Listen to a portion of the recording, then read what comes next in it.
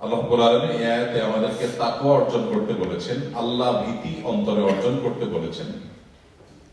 যে আল্লাহ ভীতিটা দায় সারা গোছের কোনো আল্লাহ ভীতি হবে না, যেটা সিরিয়াসনেসের সাথে হবে, সত্যিকারের আল্লাহ ভীতি হবে। আল্লাহ সেই তাকওয়া, সেই আল্লাহ ভীতি আমাদের মধ্যে অর্জন করবার নির্দেশ আমাদেরকে দিয়েছেন।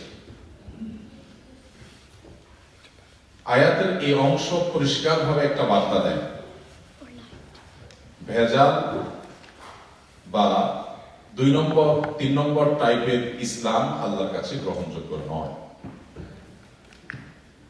আল্লাহ রাব্বুল আলামিন কোরআনে কারীমে আমাদেরকে একাধিক জায়গায় নির্দেশ করেছেন আমরা যেন আল্লাহর জন্য আমাদের ঈমানকে, আমাদের দ্বীনকে খাঁটি করি, মুখলিসিন লাহুদ্দীন। আল্লাহর জন্য আমাদের ঈমান, আমাদের দ্বীনকে যেন আমরা নিরঙ্কুশ করি, পিওর করি, নির্ভেজাল করি। আল্লাহ তাআলা কোনো ভেজাল পছন্দ করেন না। একটি হাদিসের বর্ণনার আলোকে আমরা জানি যে কোনো ব্যক্তি যখন কোনো ভালো কাজ করেন আল্লাহকে খুশি করার উদ্দেশ্যে, পাশাপাশি মানুষের কাছে ফিডব্যাকের আশাও থাকে, তখন আল্লাহ তাআলা বলেন হাদিসে কুদসিতে যে বান্দা, তুমি এটা অন্য আরো যে ফিডব্যাকের আশায়, কারো কাছ থেকে বাহবার আশা বা পার্থিব কোনো কিছু প্রাপ্তির আশা তোমার ছিল, তো আমি এটার জন্য পিওর করে দিলাম। আমি কোনো শরীক অংশীদারিত্ব পার্টনারশিপ আমি গ্রহণ করি না। সো তুমি অন্য কাউকে খুশি করা বা মানুষের কাছে গল্প দেওয়ার ইস্যুটাও তোমার মাথায় যেহেতু ছিল, অত ওইটার জন্যই হয়ে যাক, এটা আমি আর নিলাম না। দ্বীনের ক্ষেত্রেও একই ইস্যু। আল্লাহ তাআলা কোর সিরিয়াস একেবারে পিওর ইসলাম ছাড়া ভেজাল ইসলাম আল্লাহ তাআলা গ্রহণ করেন না। এই জন্য আল্লাহ বলেছেন, ইয়া আইয়ুহাল্লাযীনা আমানু, হে ওই সকল লোকেরা যারা নিজেদেরকে মুমিন দাবি করো, যারা ঈমান এনেছ বলে মনে করো, ইত্তাকুল্লাহা হাক্কা তুকাতিহ, তোমরা আল্লাহকে ভয় করো যেভাবে ভয় করা উচিত সেভাবে। ভয় শব্দটা শুনলেও ভয় লাগে। ভয় কখনো আমাদের কারো কাঙ্ক্ষিত প্রত্যাশিত বিষয় না, কিন্তু আল্লাহ বলছেন তাকে ভয় করো। তো আমরা আসলে কেন ভয় করি? ভয় করলে আমাদের লাভ কি? আল্লাহ রাব্বুল আলামিন এখানে আমাদেরকে তার ভয়ের যে নির্দেশ দিয়েছেন, এটা পৃথিবীতে মানুষ মানুষকে যে ভয় করে, মানুষ হিংস্র প্রাণীকে ভয় করে, মানুষ শত্রুতাকে ভয় করে, সেই ভয় আর আল্লাহ তাআলাকে ভয়, এই দুটো এক জিনিস। আল্লাহ তাআলাকে ভয় করার নির্দেশ যেটা আল্লাহ তাআলা দিয়েছেন, এটা আমাদের কল্যাণার্থেই আল্লাহ তাআলা মূলত সতর্ক হওয়ার কথা বলেছেন, যে আমরা যেন আল্লাহর আদেশ নিষেধ যেগুলো আল্লাহ তাআলা আমাদের জন্য আরোপ করেছেন সেগুলোকে পুরোপুরি মেনে চলি। যদি পুরোপুরি মেনে না চলি তাহলে আমরাই ক্ষতিগ্রস্ত হব। অতএব সতর্ক থাকার অর্থে এখানে ভয় করার নির্দেশ আল্লাহ তাআলা দিয়েছেন। দ্বিতীয়ত, মানুষের ভয়ে, কোন প্রাণীর ভয়ে, কোন শত্রুর ভয়ে মানুষ যখন ভীত হয়, সন্ত্রস্ত হয়, তখন মানুষ মানসিকভাবে অনেক বেশি অস্বস্তি ফিল করে, অনেক বেশি কষ্ট অনুভব করে, সে ডিপ্রেসড হয়, সে ফ্রাস্ট্রেশনে ভোগে, তার কাছে ভালো লাগে না কেউ কারোর দ্বারা ভীত সন্ত্রস্ত করে। বাট আল্লাহর ভয়টা এমন যে আল্লাহর ভয়টাকে মানুষ দারুণভাবে এনজয় করে। ইন্টারেস্টিং বিষয়। আল্লাহর ভয় আমরা কেউ কেঁদেছি কিনা, কারো সুযোগ হয়েছে কিনা আমি জানি না, নিশ্চয়ই আমাদের জীবনে 2-4 বার হলেও এই সুযোগ হয়ে যাওয়ার কথা, বরং প্রতিনিয়ত হওয়া উচিত। আল্লাহর ভয়ে যদি আপনি চোখের পানি ফেলে আল্লাহর কাছে ক্ষমা চেয়ে কাঁদেন, এর মধ্যে অবর্ণনীয় এক তৃপ্তি আছে, অদ্ভুত এক ধরনের স্বাদ আছে, যেটা পৃথিবীর অনেক নামি দামি খাবার কিংবা অনেক আয়েশ আরামের উপকরণের মধ্যেও সেই স্বাদ নেই। আল্লাহর ভয়ে কেঁদে আল্লাহর কাছে চোখের পানি ফেলে কিছু চাওয়ার মধ্যে যে ভয়টা আছে। আপনি মানুষের কাছে কিছু যদি চাওয়া লাগে, আপনার মনটা ছোট হয়ে যায়, খারাপ লাগে, তার কাছে আমার চাইতে হলো, তার কাছে হাত পাততে হলো, মনটা ছোট লাগে নিজের কাছে। কিন্তু আপনি আল্লাহর কাছে চেয়ে দেখুন, চোখের পানি ফেলে আল্লাহর কাছে একটু কিছু প্রার্থনা করুন, আপনি দেখুন আপনার আরো ভালো লাগা কাজ করছে। তো এই জন্য আল্লাহ রাব্বুল আলামিনকে ভয় করা আর মানুষকে ভয় করা এক জিনিস না। এই ভয় মানুষকে আরো বেশি শক্তি যোগায়, এই ভয় মানুষকে আরো বেশি সাহস সিদ্ধ করে, এই ভয় মানুষকে আরো বেশি মানসিক সুখ এনে দেয়। মানুষের বা অন্য প্রাণী বা আল্লাহ সৃষ্টি জগতের কারো ভয় করার মতো নয়। কোরআনে কারিমে আরেকটি আয়াত আপনারা বারবার শুনেছেন, আল্লাহ বলেছেন ইয়া আইয়ুহাল্লাযীনা আমানু উদখুলু ফিস-সিলমি কাফা, হে ঈমানদাররা তোমরা ইসলামে প্রবেশ করো। কতটুকু? পরিপূর্ণভাবে, আধা আধি না, কিছুটা না, ধরি মাছ নাচুই পানি টাইপ না, পরিপূর্ণ ইসলামে দাখিল হও। ইসলামে এক পা ঢুকলাম, বাহিরে এক পা রাখলাম, এটা একটা ইসলাম আল্লাহ তাআলা পছন্দ করেন। আমরা যারা বংশগতভাবে কিংবা জন্মগতভাবে বাংলাদেশী, এখানে আমাদের ছেলে মেয়েরা, তরুণরা যারা আছে, ছোট বন্ধুরা আছে, তারা অনেকেই বংশগতভাবে বাংলাদেশী। আর আমরা যারা জন্মগ্রহণ করেছি বাংলাদেশে, তারা আমরা জন্মগতভাবে বাংলাদেশী। আমাদের প্রত্যেকের একটা বড় ডিসঅ্যাডভান্টেজের জায়গা আছে, আর সেটা হলো যে আমরা সামাজিকভাবেই ধরি মাছ নাচুই পানি টাইপের মুসলমান হওয়ার টেন্ডেন্সি, এটা নিয়েই আমরা বড় হই। যার ফলশ্রুতিতে আমাদের কাছে এই টপিকটা, যে টপিক আমি কথা বলছি, সেটা অনেক বেশি গুরুত্বপূর্ণ হয়ে ওঠে। ডক্টর খন্দকার আব্দুল্লাহ জাহাঙ্গীর রাহিমাহুল্লাহ ইসলামী বিশ্ববিদ্যালয়ের কুষ্টিয়ার প্রফেসর ছিলেন, আপনারা চিনেন অনেকেই। স্যার বলতেন আমাদের দেশে মুসলমান দুই প্রকার, একটা হলো সেকুলার মুসলমান, আরেকটা হলো রেগুলার মুসলমান। স্যার সেকুলার মুসলমান বলতেন ওই মুসলমানদেরকে যে মুসলমানরা সপ্তাহে শুধু জুমার নামাজ পড়ে, অথবা মাঝে মধ্যে মাগরিবের এশা পড়ে, অথবা দুই চার ওয়াক্ত পড়ে, দুই চার ওয়াক্ত পড়ে না, অথবা নামাজটা পড়ে কিন্তু নামাজ পড়ে বের হয়ে মাথা থেকে টুপিটা খুলে ভাঁজ করে প্যান্টের পকেটে ঢুকায় এমন ভাবে যেন তার ধর্মটাকে ভাঁজ করে প্যান্টে ঢুকে ফেলছে। এরপর তিনি যখন দোকানে বসেন, তিনি যখন অফিসে বসেন, তখন তার ভিন্ন একটা রূপ প্রকাশ পায়। নামাজ পড়ে দুই হাত তুলে চোখের পানি ফেলে কেঁদে কেটে এসে মুদি দোকান খুলে, না দুঃখিত, মুদি দোকানের ভিতরে ঢুকে ঝাপটা বন্ধ করে দেশি মশারির সাথে ইন্ডিয়ান মশারি মিক্স করে এরপর এটাকে দেশি মশারি হিসাবে বিক্রি করার জন্য ঝাঁপ খুলে বিসমিল্লাহ বলে বিক্রি শুরু করে। এটার নাম হলো সেকুলার মুসলমান। অর্থাৎ যার ইসলামটাতে তিনি সিরিয়াস না, সব ক্ষেত্রে তিনি ইসলাম পালন করেন না, মসজিদে পালন করেন, দোকানে আসলে তিনি আর মুসলমানদের পরিচয় ভুলে যান। অফিসে গেলে তিনি ঘুষ দুর্নীতি সবই করেন, কিন্তু মসজিদে আসে তিনি নামাজ পড়েন। আর আরেক প্রকার মুসলমান হলেন রেগুলার মুসলমান। রেগুলার মুসলমান হলেন সেই মুসলমান যে ব্যক্তি পরিপূর্ণভাবে ইসলামে দাখিল হওয়ার জন্য সচেষ্ট থাকে। প্রিয় ভাইরা আমার, বোনেরা আমার, ইসলামটা যদি সিরিয়াস বিষয় আপনি মনে করেন, তাহলে আপনাকে রেগুলার মুসলমান না হয়ে কোনো উপায় নেই।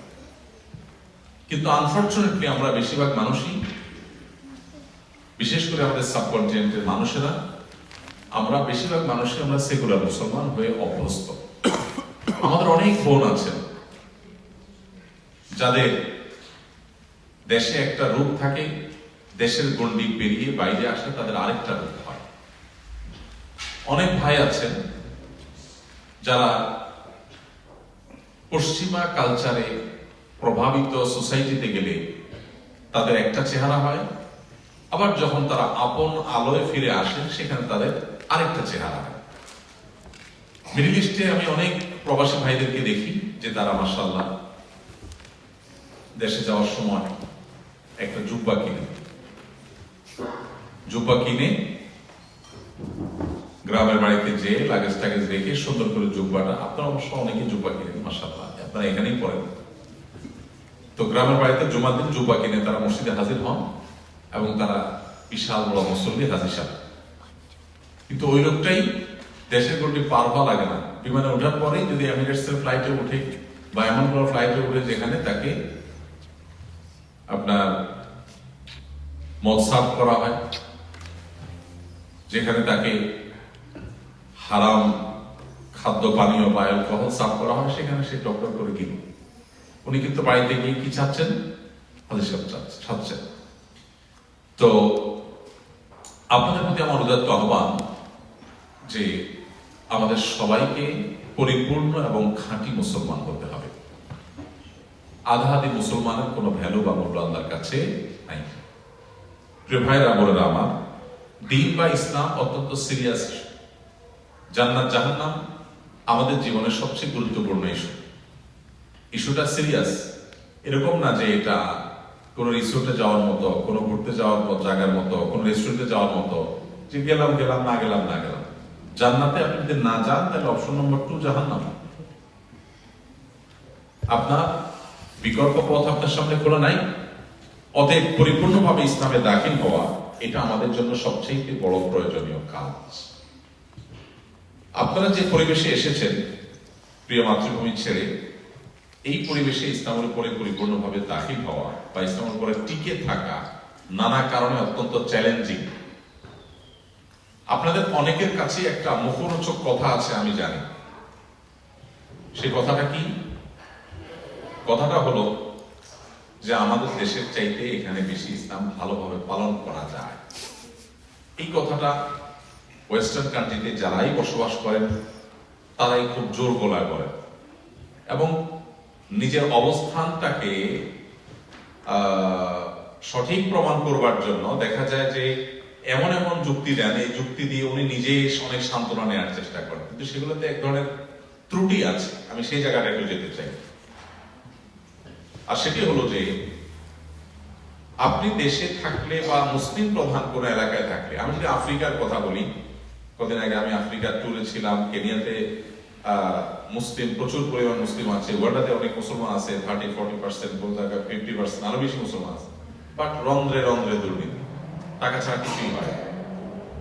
এখন আমরা অনেকে বলি যে ভাই দেশে তো টাকা ছাড়া, দুর্নীতি ছাড়া, ঘুষ ছাড়া কিছুই হয় না, এখানে তো এগুলো কিচ্ছু লাগে না। দেশের চুরি বাটপারি 2 নম্বরে ভরা, এখানে তো এসব কিচ্ছু নাই। তো এই বিষয়গুলোতে সন্দেহাতীত ভাবে দেশের চাইতে এখানকার এনভায়রনমেন্ট ভালো, সেটা আমরা সবাই বুঝি। বাট প্রশ্ন হলো, দেশে বা মুসলিম প্রধান সোসাইটিতে আমি যদি নিজে গুনাহে লিপ্ত না হই, কেউ আমাকে বাধ্য করবে না। আপনি যদি বলেন যে আমি সুদ ঘুষ ছাড়া তো কিছুই করতে পারবো না, আমি বলবো আপনি রিক্সা চালান, আপনার কেউ বাধা দিবে? কেউ ঘুষ দিতে বাধ্য করবে না রিক্সা চালায়? জাস্ট বোঝার জন্য বলো। এরকম বহু বিষয় আছে। আমি যদি জান্নাতের ব্যাপারে নো কম্প্রোমাইজের লেভেলে যাই, আমি কম্প্রোমাইজ করবো না, তাহলে আমার জন্য হাজারটা অপশন আছে। হ্যাঁ, আমি হয়তো আমার সামাজিক স্ট্যাটাস সেখানে স্যাক্রিফাইস করতে হবে, আমি হয়তো অন্য অনেক ক্ষেত্রে স্যাক্রিফাইস করতে হবে, বাট আমার স্কোপ আছে। কিন্তু অমুসলিম প্রধান সোসাইটিতে থাকবার যে ভয়াবহ ক্ষতি আমাদেরকে স্পর্শ করে, সেটা আমরা অনেকে আঁচও করতে পারি না। আমি আজকে গতকালকে 2-1টা শপিং মলে, 2-1টা রেস্টুরেন্টে একটু গেলাম এবং এই কয়দিন যে আমি টুকটাক যাওয়ার চেষ্টা করলাম, এর আগেও বিভিন্ন দেশে ট্রাভেল করার যে অভিজ্ঞতা আমার আছে, অনেক গুনাহ এখানে আপনাকে প্রতি মুহূর্তে হজম করতে হয় এবং সেটা অ্যাভয়েড করবার কোনো ওয়ে আপনার কাছে থাকে না। কোনো মুসলিম প্রধান দেশে নিশ্চয়ই এরকম ভয়াবহ অবস্থা নাই। আপনি যেখানে যাবেন মিউজিক বাজছে, মিউজিক শোনা কি আমাদের জন্য হালাল না হারাম? হারাম। আপনি সকাল থেকে সন্ধ্যা পর্যন্ত আপনি লিফটে উঠছেন, আপনি রেস্টুরেন্টে যাচ্ছেন, আপনি শপিং মলে যাচ্ছেন, আপনি যেখানে যাচ্ছেন, প্রত্যেকটা জায়গায় আপনাকে সারাক্ষণ নিজের অনিচ্ছায়ও আপনাকে মিউজিক শুনতে হচ্ছে। আপনি বলবেন হ্যাঁ, এখানে তো আমি ইচ্ছাকৃত শুনি নাই, সে বাজিয়ে রেখেছে, সো আমার গুনাহ হবে না। ওকে, ফাইন। কিন্তু এই গুনাহটা করতে করতে করতে করতে আল্লাহর সাথে যে আপনার ডিসকানেকশন হবে এবং আপনি যে স্পিরিচুয়ালি লুজার হবেন, এটা কিন্তু শয়তানের সাথে কানেকশনের একটা ওয়ে। যত শিরক হয়, যত পূজা হয়, সবগুলোর কিছু অবশ্যম্ভাবী আইটেম আছে যে এটা ছাড়া হয় না। এর ভিতরে একটা হলো মিউজিক। এটা মানুষকে শয়তানের সাথে কানেক্টেড করে দেয়। নবী করিম সাল্লাল্লাহু আলাইহি ওয়াসাল্লাম যখন কোনো কিছু আমাদের জন্য নিষেধ করে, সেটা বহুবিধ ক্ষতি থাকে, হয়তো আমরা বুঝি অনেক পরে। তো এই গুনাহ, এই হারাম কাজটি কিন্তু আমাদের প্রতিনিয়ত করতে হয়, হয় না? সারাক্ষণ। চোখের জেনার কথা যদি বলি, সারাক্ষণ চোখের জেনার মধ্যে আমাদেরকে ডুবে থাকতে। এরকম আরো বহু বিষয় আছে। আরেকটা ইস্যু হলো, যেই জায়গায় আল্লাহর স্মরণ যত কম হবে সেখানে আল্লাহর রহমত তত কম নাজিল হবে। মানুষ বাহ্যিক চাকচিকে থাকবে, অনেক সুখে থাকবে, মনে হবে অনেক সুখে, আসলে সুখের ধারে কাছেও নেই। এই যে ক্রাইসিস গুলো, এই ক্রাইসিস গুলো আমরা নিজেরা হাতে টেনে আমরা এগুলোকে আলিঙ্গন করেছি, এগুলোকে আমরা ওয়েলকাম করেছি। এখন আমাদের দায়িত্ব এক্ষেত্রে অনেক বেশি বেড়ে গেছে অ্যাজ এ মুসলিম। আমি যখন এমন কোন পরিবেশে আসবো যে পরিবেশটা আমার জন্য প্রতিকূল, তার জন্য আমার প্রিপারেশন হতে হবে অত্যন্ত শক্ত এবং দৃঢ়। আমি যদি উদাহরণ দেই, আপনি যদি কোনো কারণে সমুদ্রে ঝাঁপ দিতে হয়, যে আপনাকে সমুদ্রে ঝাঁপ দিতে হচ্ছে, আপনি নিরুপায় বা একান্ত প্রয়োজনে আপনি সমুদ্রে আপনাকে ঝাঁপ দিতে হলো, তো নিশ্চয়ই আপনি সমুদ্রে ঝাঁপ দেওয়ার জন্য সাঁতার কাটার যে ব্যাপারটা আছে, সাঁতার প্রশিক্ষণ, সেটা আপনি ভালোভাবে নেবেন এবং সমুদ্রে ঝাঁপ দিয়ে আপনি সেফটি বেল্ট এটা ব্যবহার করে যাবেন, যাতে করে প্রয়োজনীয় যে সমস্ত সেফটি সমুদ্রে বা তরঙ্গের মধ্যে আপনার দরকার হয় সেগুলো আপনি অবলম্বন করে যাবেন নিশ্চয়ই। কিন্তু আপনি যদি সমুদ্রে নামেন আর আপনি সাঁতারটাও না শিখে নামেন, দুঃখিত, আপনি যদি কোনো সেফটি নিয়ে না নামেন, সরাসরি নেমে যান, এরপর আপনি ডুবে যান, তার দায়িত্ব আপনাকে বহন করতে হবে। আমরা এখানে এসেছি একটু ভালো থাকার জন্য, এছাড়া আমাদের অন্য কোনো উদ্দেশ্য থাকার কোনো কারণ নেই। আমরা একটু ভালো থাকতেই এসেছি, একটু ভালো দিন অতিবাহিত করতে এসেছি। এই ভালো থাকা, ভালো খাওয়া, এটার জন্য চেষ্টা করা, এই আশাটা মৌলিকভাবে কোনো দোষের বিষয় না, এটা কোনো নাজায়েজ না।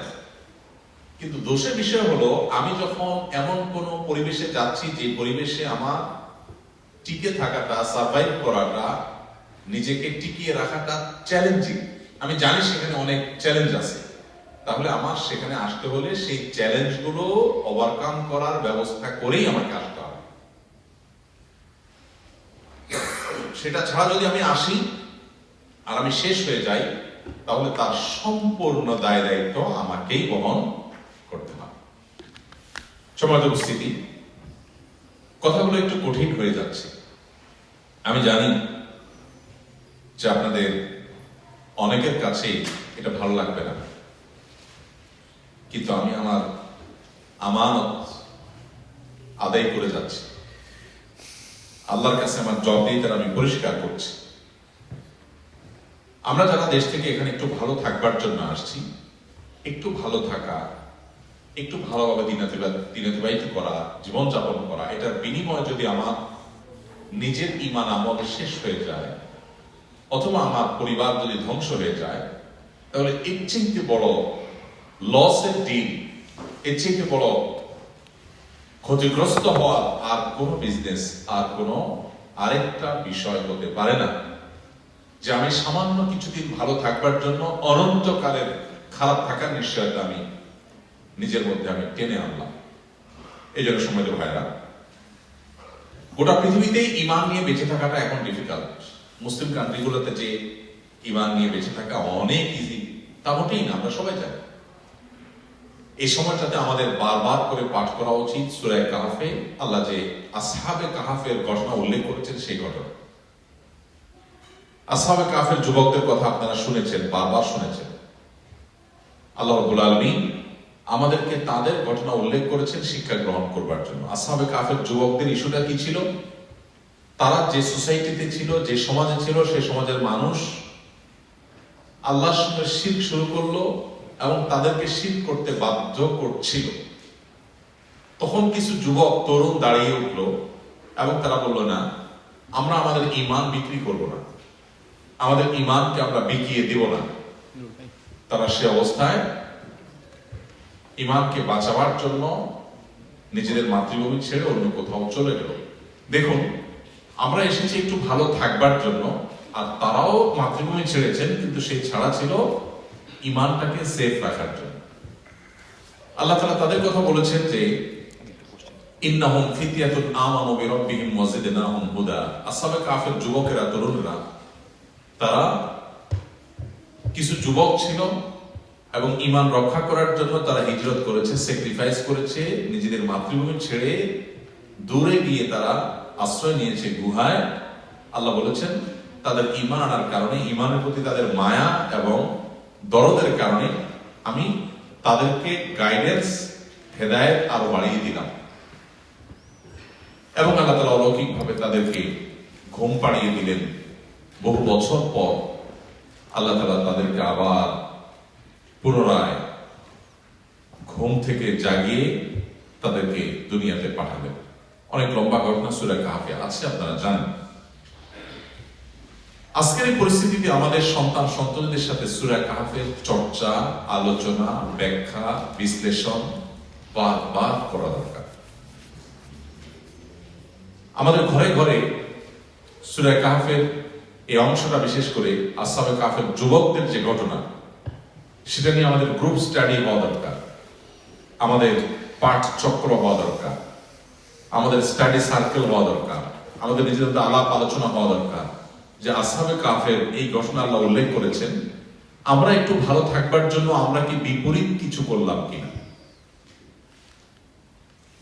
আমরা কি ভুল কোনো পদক্ষেপ নিলাম কিনা, এই অ্যানালাইসিস প্রতিনিয়ত আমাদের করতে থাকতে হবে। সবার তো উপস্থিতি, আমরা আলহামদুলিল্লাহ ইতিমধ্যে চলে এসেছি। অনেকেই এখানকার পেয়ার পেয়েছেন, পাসপোর্ট পেয়েছেন, অনেক অপেক্ষায় আছেন।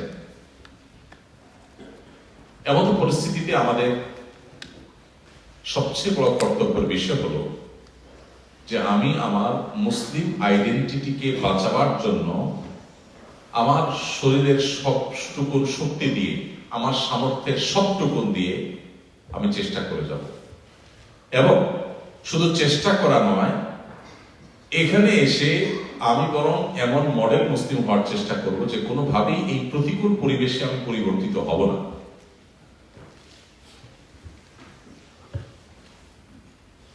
আমরা জানি আমাদের গ্রামে গঞ্জে আমাদের মায়েরা, চাচিরা মাটির চুলো রান্না করতেন।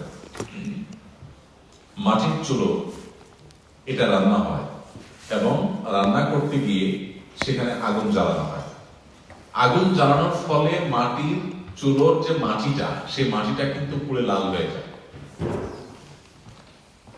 অবিকল ইটের যে কালা, মাটির চুলোর ভেতরের মাটিগুলো ইটের মতোই লাল হয়ে যায়।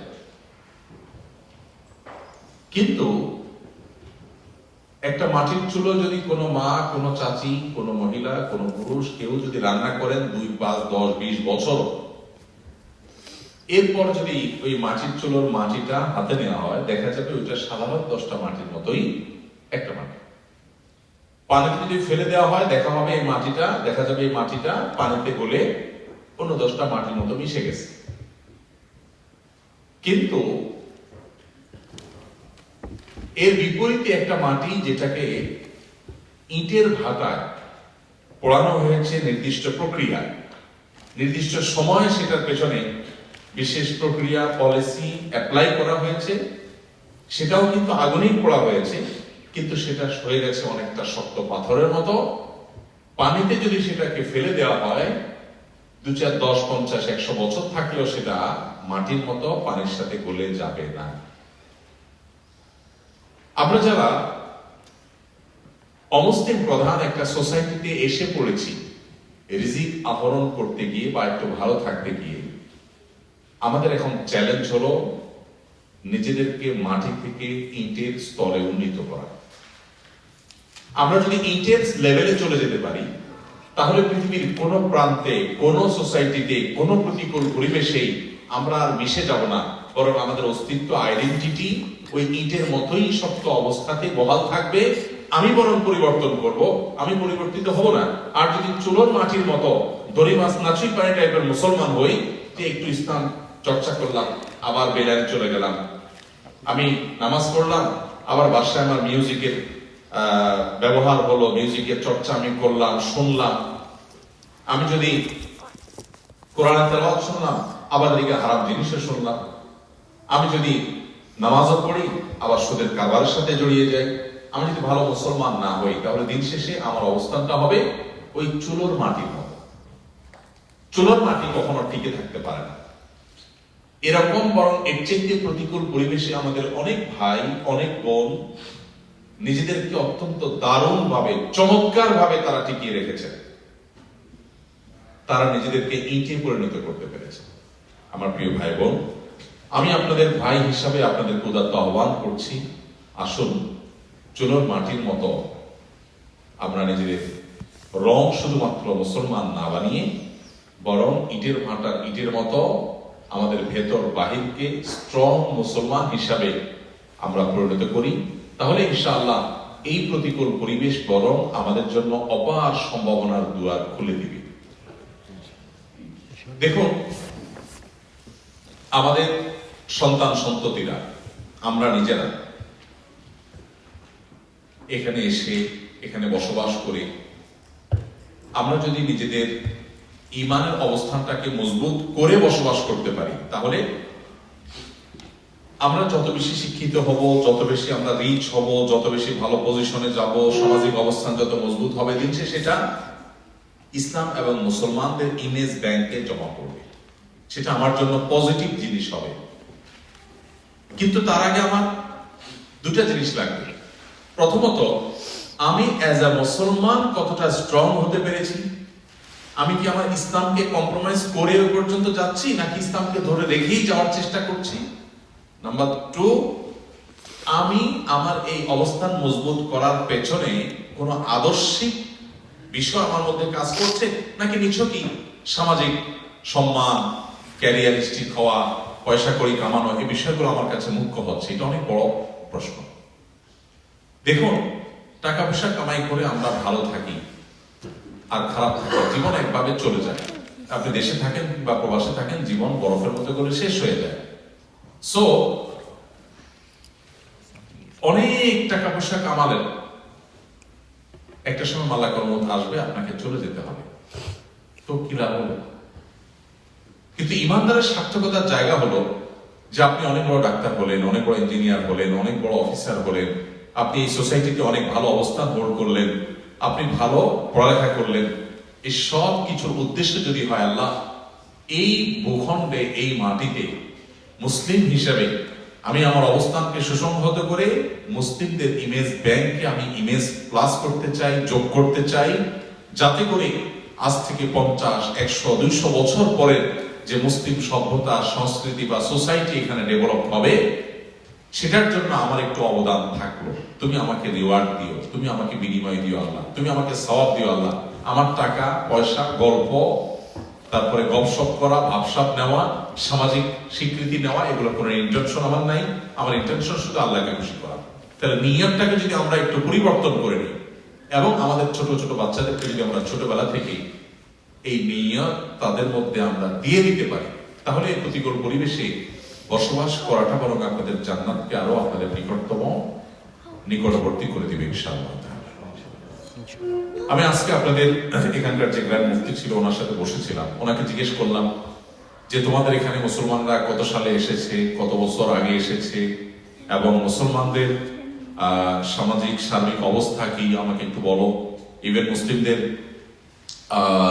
সংখ্যা বৃদ্ধির হারটা কি সেটা আমাকে বলো। তো তিনি আমাকে বললেন যে প্রতি 13 বছর পর মুসলিমরা এখানে দ্বিগুণ হয়। অর্থাৎ এখন যে অবস্থা আছে, যে রেশিও আছে, এই রেশিও ঠিক থাকলে আগামী 13 বছর পরে মুসলিমের সংখ্যা বাড়বে এবং বাড়তে বাড়তে সেটা ডাবল হবে। তাই বললাম ইন্টারেস্টিং বিষয়, এটা অনেক বড় একটা ব্যাপার।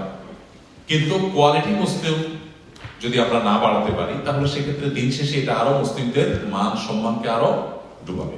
এই জন্য প্রিয় ভাইরা আমার, আমরা যারা আলহামদুলিল্লাহ দেশ থেকে ইমানি চেতনাকে একটা লেভেল পর্যন্ত স্ট্রং করার পর আমরা এখানে এসেছি, আমরা কিন্তু নিজেদেরকে ধরে রাখার চেষ্টা করছি। এটা আমি সিনিয়রদের মধ্যে খুব ভালোভাবে দেখতে পাচ্ছি। মুশকিল হলো আমাদের জেনারেশন নিয়ে। আমাদের জেনারেশন তারা কিন্তু নিজেদেরকে ওইভাবে টিকিয়ে রাখতে পারছে না বা সেটা চ্যালেঞ্জের মধ্যে পড়ছে। এক্ষেত্রে আমাদের করণীয় কি? আমি এই বিষয়ে আপনাদেরকে কয়েকটা বিষয় দৃষ্টি আকর্ষণ করতে চাই। প্রথম কথা হলো, আমাদের সন্তানদের দ্বীনি চেতনায় উদ্বুদ্ধ করার জন্য, তাদের মধ্যে দ্বীনের আলো এটা জ্বালাবার জন্য আমাদেরকে যে কাজটি করতে হবে সেটা হলো, আমরা তাদেরকে ছোটবেলা থেকেই মুসলিম আইডেন্টিটিটা খুব ভালো করে তাদেরকে বোঝাতে হবে এবং তাদের মধ্যে ধারণ করাতে হবে। মুসলিম আইডেন্টিটি এটা যদি তারা খুব ভালো করে ধারণ করতে পারে, বুঝতে পারে, তাহলে দেখবেন তাদের জন্য পরবর্তী পথ চলাটা সহজ হবে। এটার জন্য বাবা মা নিজেকে আদর্শ মুসলমান করার কোনো বিকল্প নাই, নিজেদেরকে ভালো মুসলমান হতে হবে। আমাদের সন্তানরা যা শুনে শিখে তার চাইতে বেশি দেখে শিখে। অতএব আমরা নিজেদেরকে আদর্শ মানুষ হই, তাদের সামনে মডেল মানুষ হই, তাহলে তারা সেখান থেকে ভালো কিছু শিখবে ইনশাআল্লাহ তাআলা। দ্বিতীয়ত হলো, সবচেয়ে ভালো হয় যদি কারোর সুযোগ থাকে যে সন্তানকে একটা লেভেল পর্যন্ত ইট বানিয়ে তারপরে এখানে নিয়ে আসা। সেটা নিজের দেশ হতে পারে, অন্য কোনো মুসলিম প্রধান দেশ হতে পারে, যেখান থেকে সে ইমানের পরিবেশ, তাকওয়ার পরিবেশ পাবে। এরকম পরিবেশ থেকে তাকে বড় করে ইট বানিয়ে তারপর আপনি তাকে ছেড়ে দেন এখানে, ইনশাআল্লাহ আপনি যেরকম নিজের আইডেন্টিটি বাঁচাবার জন্য চেষ্টা করছেন, সেও চেষ্টা করবে। তাকে নিয়ে আপনাকে টেনশন করতে হবে। এই জন্য আমি আপনাদেরকে বিনয়ের সাথে আহ্বান করতে চাই, আমাদের জেনারেশনের ইমান বাঁচাবার জন্য আমাদের সঠিক পরিকল্পনা হাতে নিতে হবে এবং আমাদের সঠিক প্ল্যান প্রোগ্রাম করতে হবে। আমরা অনেকেই আছি যারা আমাদের সন্তানদের তথাকথিত ভবিষ্যতের আশায় একটু ভালো থাকবে, একটু ভালো ক্যারিয়ার করবে, সে আশায় আমরা তাদের শুধুমাত্র জাগতিক পড়াশোনার প্রতি মনোযোগী হই। এর বাইরে তাদেরকে যে দ্বীনি চেতনা তাদের মধ্যে দেওয়া এবং উদ্বুদ্ধ করা, এ ব্যাপারে আমরা বেশিরভাগ মানুষই যথেষ্ট দায়িত্বশীল না। এক্ষেত্রে আমাদের মায়েদের ভূমিকা সবচেয়ে গুরুত্বপূর্ণ। আমি জানি এখানে বহু প্রতিকূলতার মধ্যেও টিকে থাকারও বহু উপায় আছে।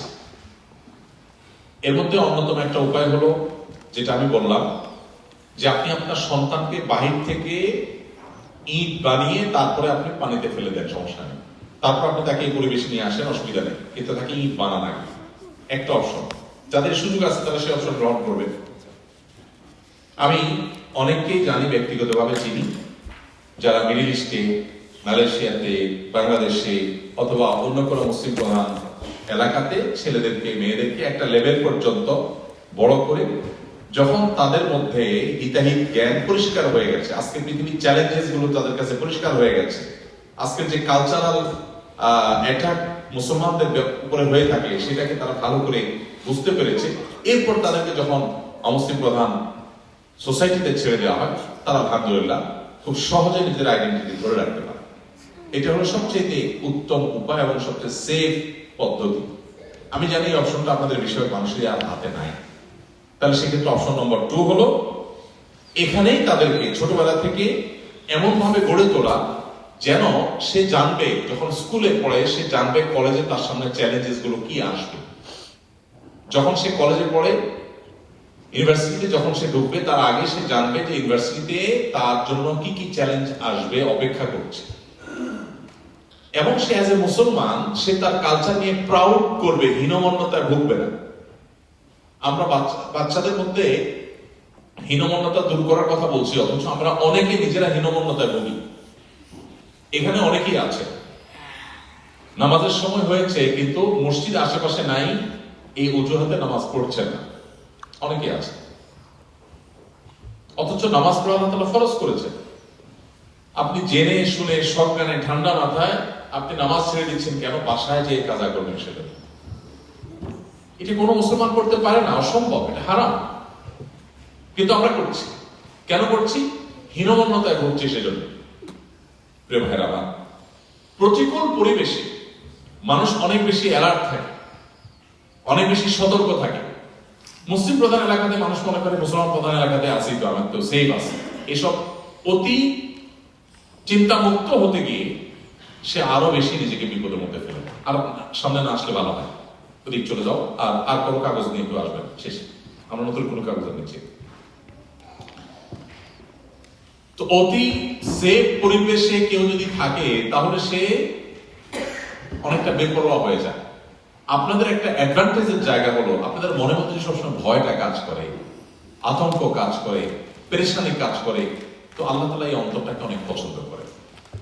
আল্লাহ তাআলা এই বান্দাকে অনেক বেশি হেল্প করেন, সাহায্য করেন, যে বান্দা আল্লাহর দিকে অনেক বেশি ভীত সন্ত্রস্ত থাকে, পেরেশান থাকে। আল্লাহ, আমি বড় কঠিন পরিস্থিতির মধ্যে আসছি, যেখানে আমার ঈমান টিকে থাকা কঠিন, তুমি আমাকে হেল্প করো। তখন আল্লাহ তাআলা সাহায্য সে অনেক বেশি পায়। তো আমাদের সেকেন্ড অপশন হলো আমাদের সন্তান সন্ততিকে এবং নিজেদেরকে এই প্রতিকূল পরিবেশ সম্পর্কে প্রতি মুহূর্তে অ্যাওয়্যার করা। আমাদের বেশিরভাগ সন্তানদেরকে আমরা শুধুমাত্র গদবাঁধা ইসলামের বিধিবিধান শিখাই, যার কারণে তাদের কাছে একটা সময় একটা বোঝা মনে হয়। তা মনে করে আমাদের অনেক বাইন্ডিংসে থাকতে হয়। আমার সহপাঠী, আমার সাথে আমার একই বন্ধু, ক্লাসমেট, সে মুসলমান না, তার কোনো বাইন্ডিংস নাই, সে যা খুশি খাচ্ছে, সে যা খুশি করতে পারে। আমি এটা করতে গেলে বাধা, ওইটা করতে গেলে বাধা। এই বাধাগুলো কেন, এর সায়েন্স কি, এর লজিক কি, আমার সন্তান জানে না। যার ফলে সে কিন্তু অনেক সময় দেখা যায় যে তার মধ্যে আস্থাহীনতা কাজ করে, তার মধ্যে ঈমান নড়বড়ই হয়ে যায়, সন্দেহ প্রবণতা তার মধ্যে ঢুকে পড়ে। এই জন্য ছোটবেলা থেকে ঈমান এর পাঠটা সন্তানকে নিয়ে ভালো করে পর্যালোচনা করা, ফ্যামিলিগত ভাবে বসে। এমন এক পৃথিবীতে আমরা বসবাস করছি, এই পৃথিবীতে আপনারা আমরা কেউই আসলে খুব বেশি সেফ না। আমি বাংলাদেশের মতো জায়গায় আমার সন্তানদের কোন প্রতিষ্ঠানে, একটা সন্তান আমার একটা প্রতিষ্ঠানে ভর্তি হয়ে আছে, আর কোন সন্তানকে আমি কোন প্রতিষ্ঠানে পড়াচ্ছি না।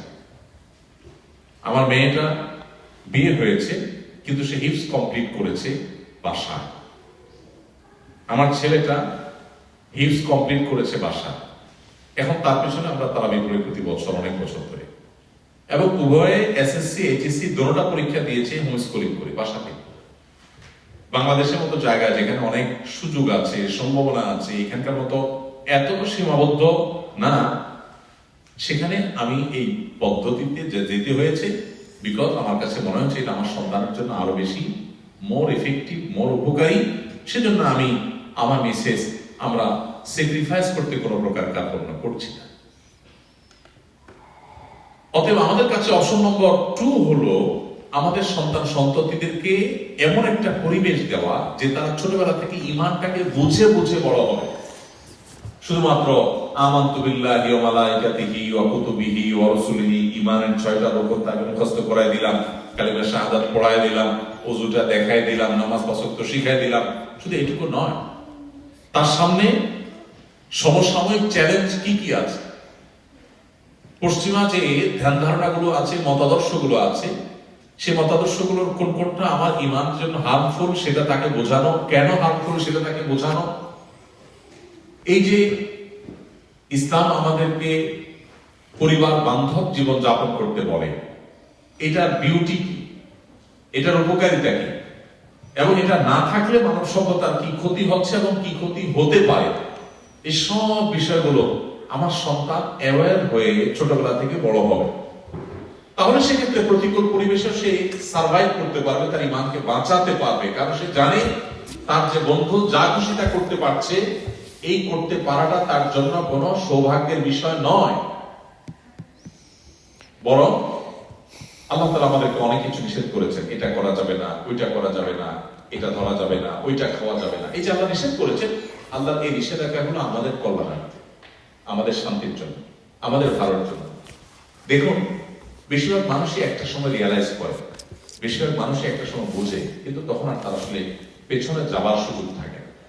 অতএব আমাদের সন্তানদেরকে আমরা ছোটবেলা থেকে যদি আসহাবে কাহফের যুবকদের মতো ঈমান রক্ষার জন্য চ্যালেঞ্জ করবার মানসিকতা দিয়ে বড় করে তুলতে পারি, পারিবারিক ভাবে যদি সেভাবে তাদেরকে আমরা গড়ে তুলতে পারি, তাহলে এটা আমাদের জন্য ইনশাআল্লাহ বিদিল্লাহ ঈমান আমলকে সেভ করার জন্য সবচেয়ে মোক্ষম সুযোগ এবং উপায় হবে। এর জন্য আমি যে কথা বারবার বলছিলাম, মায়ের ভূমিকা সবচেয়ে বেশি। মায়েদের অনেক স্যাক্রিফাইস করতে হয়, তাদের সামনে মডেল হতে হয়। আমরা জানি যে এখানে এখানকার যে ইসলাম পরিপন্থী বাতাস, সে বাতাস তাকে পেয়ে বসতে পারে। সেজন্য তাকে যদি আমি আমার সবটুকুন ধ্যান ধারণা মনোযোগ ফোকাস তাকে দেই এবং প্রতিটা ইস্যুতে তাকে যদি আমি ওই চ্যালেঞ্জের কথা মাথায় রেখে অ্যাওয়্যার করি, ইনশাআল্লাহ সে সেফ থাকবে, ইনশাআল্লাহ সে নিরাপদে থাকবে। এজন্য নিজেদেরকে আদর্শ মুসলমান হতে হবে।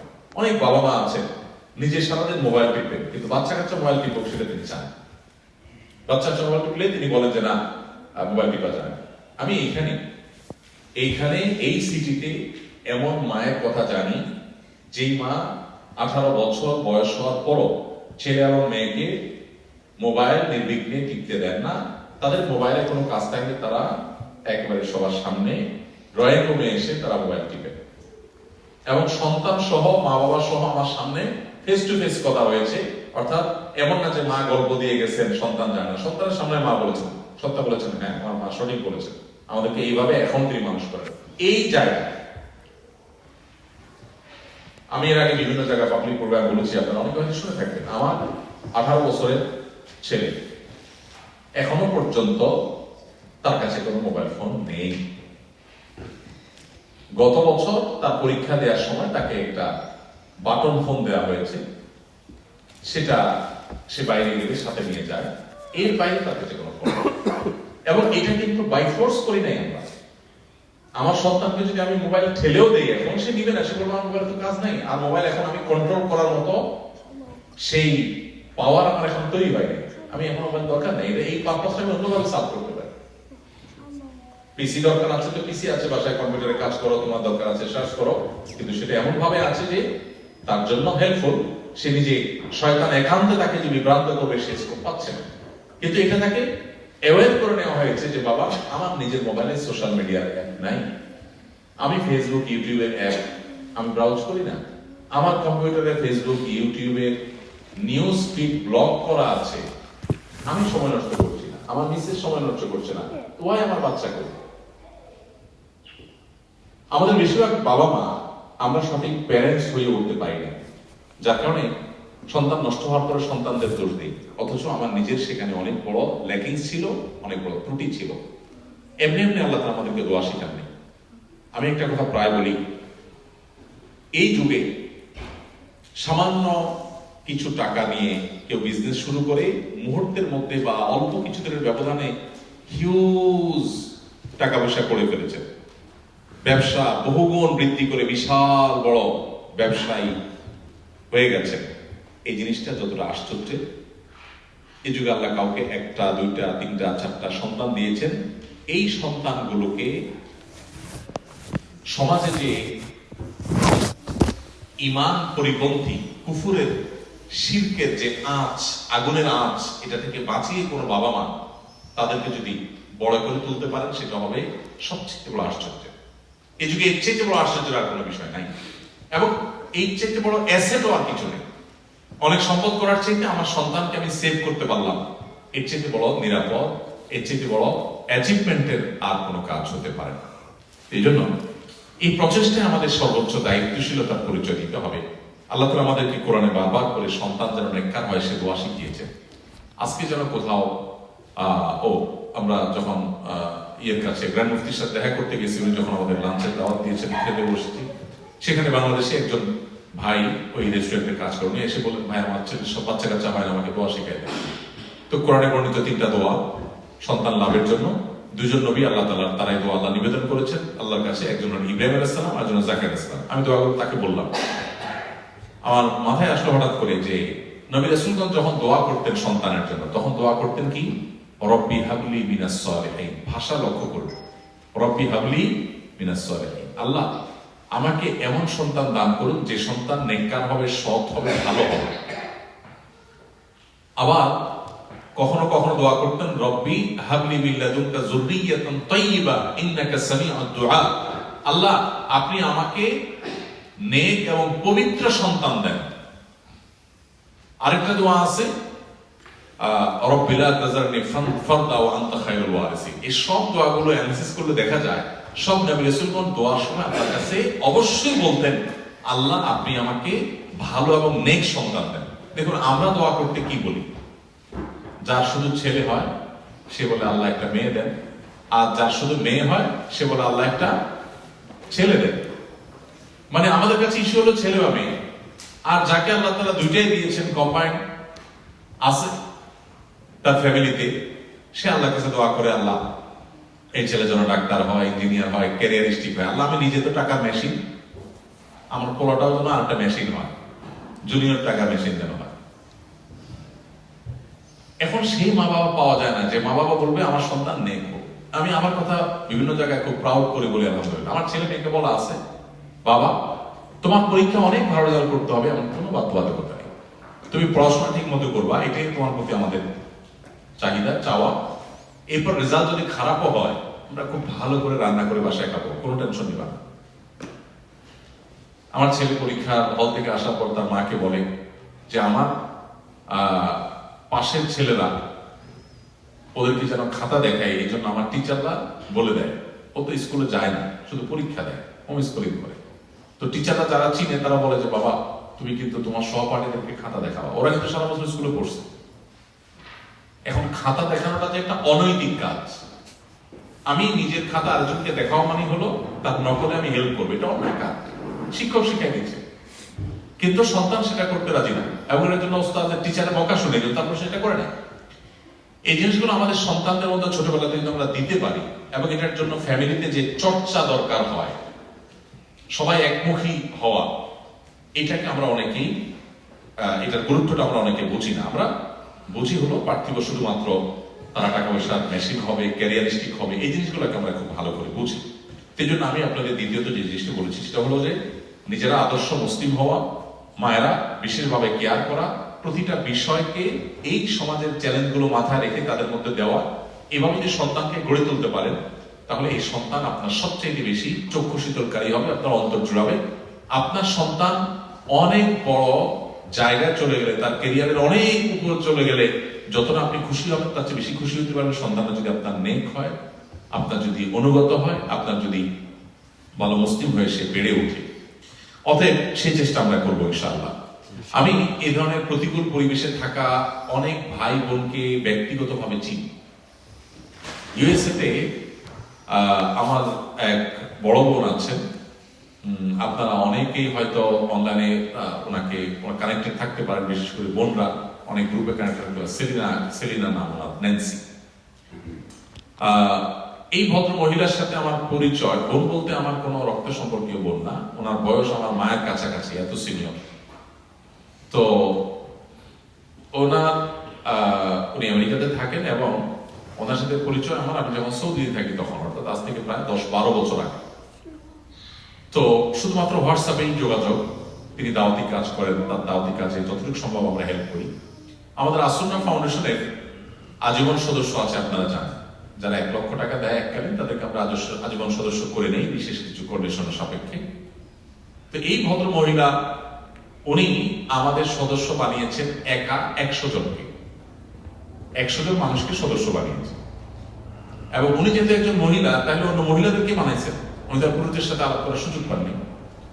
তো আমি চিন্তা করলাম যে 100 জন মানুষকে আজীবন সদস্য বানানোর জন্য নিশ্চয়ই 500 জনের সাথে কথা বলতে হয়েছে, কারণ যাকে বলছেন তিনি যে রাজি হয়ে গেছেন তা তো না। এইরকম এফোর্ট তার আরো অন্তত শত শত আছে, আমি জানি পার্সোনালি।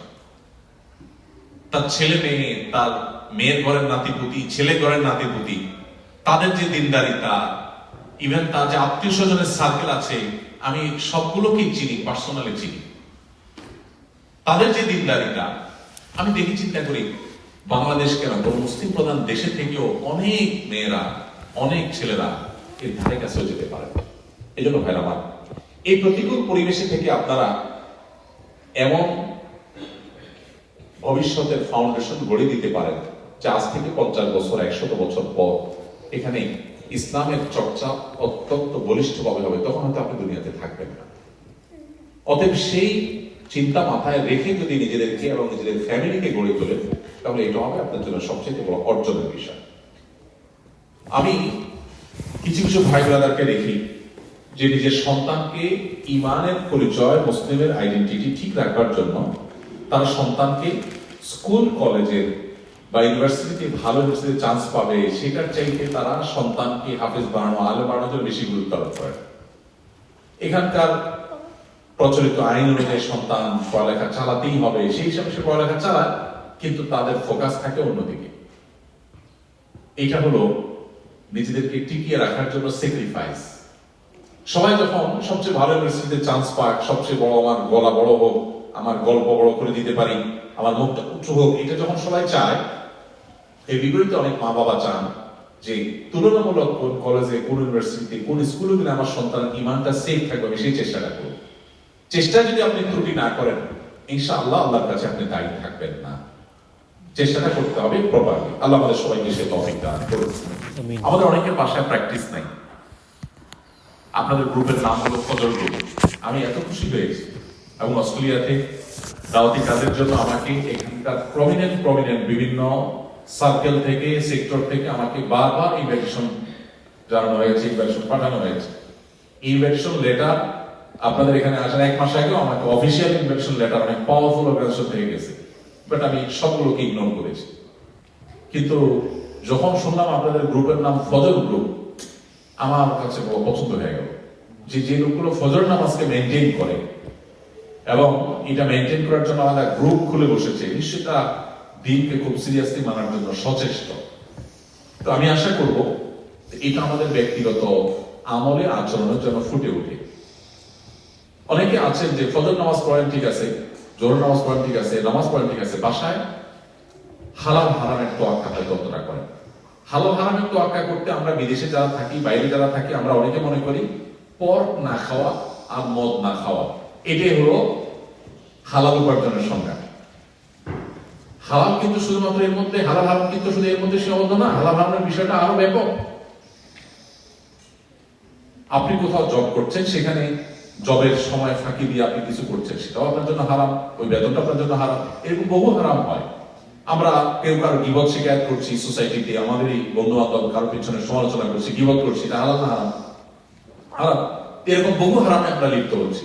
আমাদের সন্তানরা তারা যেন বাসায় এমন একটা পরিবেশ দেখে, যে পরিবেশ দেখে তারা এত স্ট্রং মুসলমান হয় যে এদেরকে ওই যে ইট যেরকম সমুদ্রে ফেললেও মিশে যাবে না, এদেরকে পৃথিবীর কোনো জায়গায় পাঠালে যত প্রতিকূল পরিবেশ দেখুক সে আরো ইমানদার হবে, আরো স্ট্রং হবে, সে তার আদর্শ নিয়ে প্রাউড করবে। এই মানসিকতা তাদেরকে বড় করে তুলতে হবে। প্রতিকূল পরিবেশ এই জিনিসটা অনেক চ্যালেঞ্জিং আমি জানি, কিন্তু সেটা করতে পারলে, যেটা আমি বারবার বলছি, যে আমাদের মুসলমানদের আগামী 50, 100, 200 বছর পরে একটা উন্নত ভবিষ্যতের বিল্ডিং এখান থেকে নির্মাণ হতে পারে। আল্লাহ আমাদের সবাইকে সেই তৌফিক দান করুন। প্রিয় ভাইরা আমার, আমাদের জন্য কিছু গুনাহ এখানে খুব কমন হয়ে থাকে। এর ভিতরে পুরুষদের জন্য চোখের গুনাহ সবচেয়ে ব্যাপক। এটা থেকে বাঁচার জন্য প্রতিদিন আমাদেরকে অসংখ্যবার তওবা নবায়ন করতে হবে।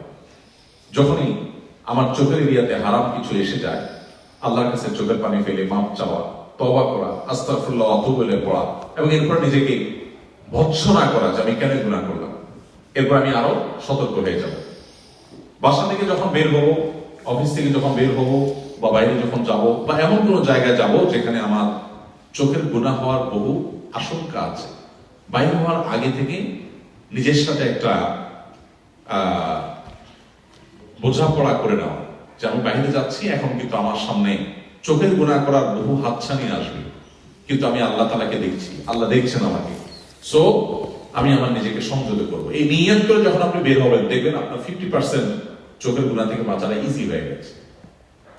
এবং এই নিয়তটাকে নবায়ন করতে হয় একটু পর নবায়ন করতে হয় কিছু সময় পর, যে আমি এখন বের হচ্ছি, অথবা এখন কেউ আসবে, এখন আমার সামনে এরকম কিছু আসতে পারে, সো আমি আগে থেকে অ্যালার্ট আছি, আমি নিজেকে বাঁচানোর চেষ্টা করব। দেখুন, চোখের গুনাহ এটা মানুষ করার কারণে মনে হয় সাময়িক প্রশান্তি পায়, আসলে মানসিক অস্থিরতা আরো বাড়ে, প্রশান্তি হয় না। এবং এই বিষয়ে আমরা দেখি আজকে পৃথিবীতে মানুষকে গুনাহে লিপ্ত করানোর জন্য, চোখের গুনাহ, মনের জেনা, এগুলোতে লিপ্ত করানোর জন্য হাজারটা আয়োজন রাখা হয়েছে, কিন্তু এরপরও মানুষ কিন্তু সুখে না। প্রত্যেকটা মানুষ ডিপ্রেশনে ভুগছে এবং কষ্টে আছে। অতএব আপনারা এখানে চোখের গুনাহ থেকে বাঁচার জন্য প্রতিদিন বারবার করে সংকল্প এবং শপথ করা নিজের সঙ্গে নিজে, যে আমি এই যে এখন প্রোগ্রাম শেষে বের কবে যাবো, রাস্তায় আমি নিজেকে কন্ট্রোল করবো, আমার দৃষ্টিকে সংযত রাখবো। আল্লাহ বলেছেন কুল্লিল মুমিনিনা ইয়াগুদ্দু মিন আবসারিহিম, হে রাসূল ঈমানদার পুরুষদেরকে বলে দিন তারা যেন তাদের দৃষ্টিকে সংযত রাখে। অতএব এই ফরজ আমলটা আপনাদের জন্য পালন করাটা আরো বেশি গুরুত্ব, কারণ বারবার আপনাদের এটা লঙ্ঘন হওয়ার আশঙ্কা তৈরি হয়।